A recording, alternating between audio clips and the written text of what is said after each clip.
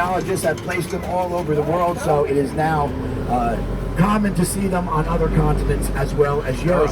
Now, these strange-looking birds, no, I'm not talking about the Canada geese. I'm talking about the rheas. Those are those little ostrich-like looking birds that you see out in the distance.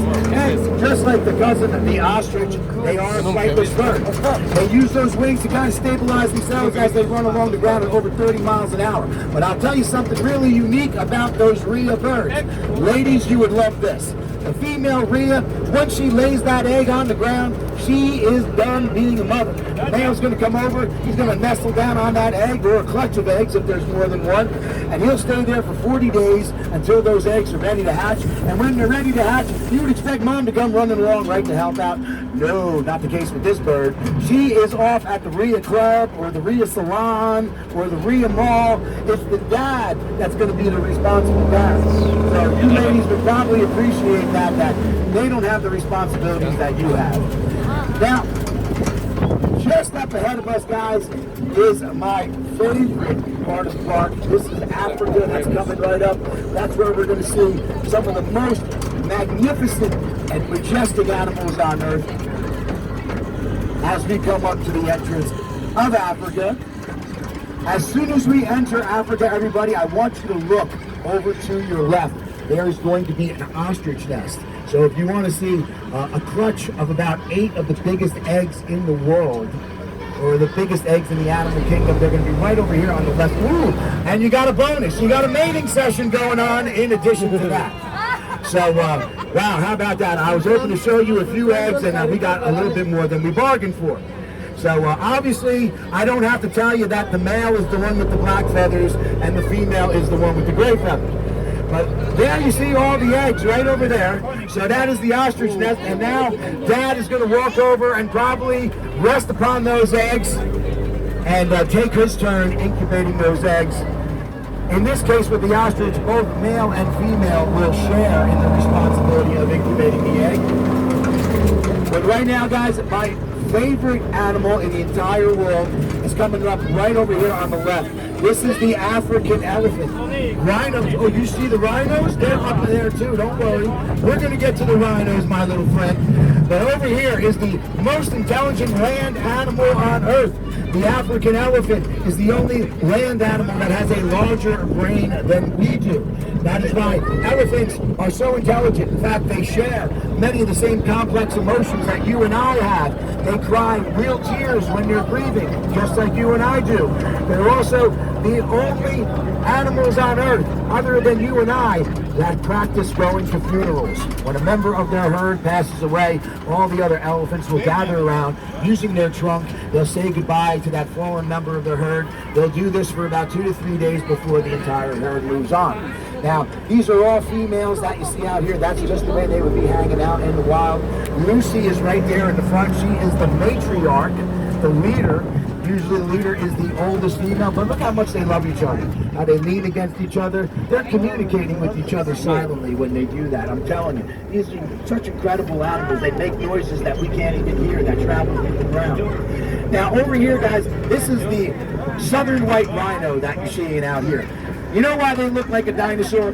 Because their species has been around for 50 million years, so they are like a living fossil.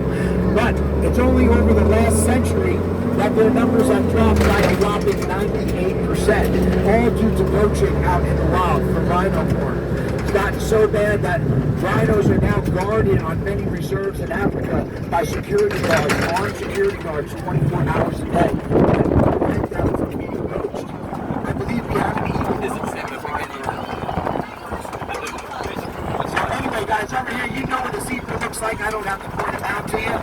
What I will tell you about the zebra is their stripes are actually white, not the black or brown that you see out there. That is actually the color of their base coat. The stripes are actually white, and those stripes help them do a couple of things out in the wild. Number one, if they know there is a lion or another predator around, they'll all kind of gather up together and then what the lion sees is just a blur of lines. He's like, I don't know who to go after. I can't see an individual from the rest of the herd. So they use that for those stripes for that. There's also a reason why you never see anybody riding a zebra, even though they look like striped horses. They actually are very, very nasty and aggressive creatures. In fact, they spend all day in the forms of two hoods right here in the center of our chest.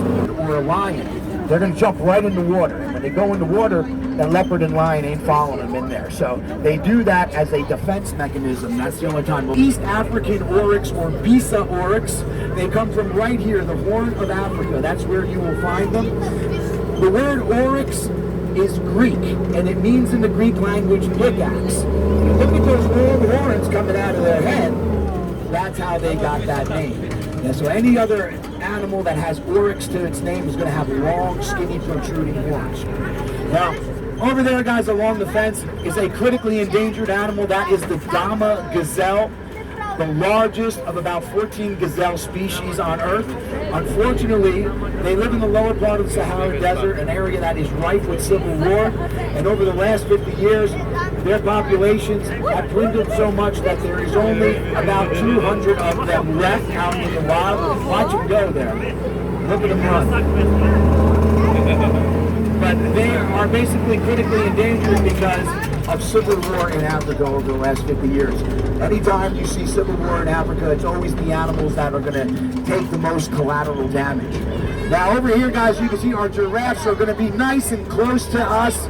So maybe some of them will get real close where you get a nice, good close-up picture. But I just want to remind everybody, if one does get close in front, please don't touch them.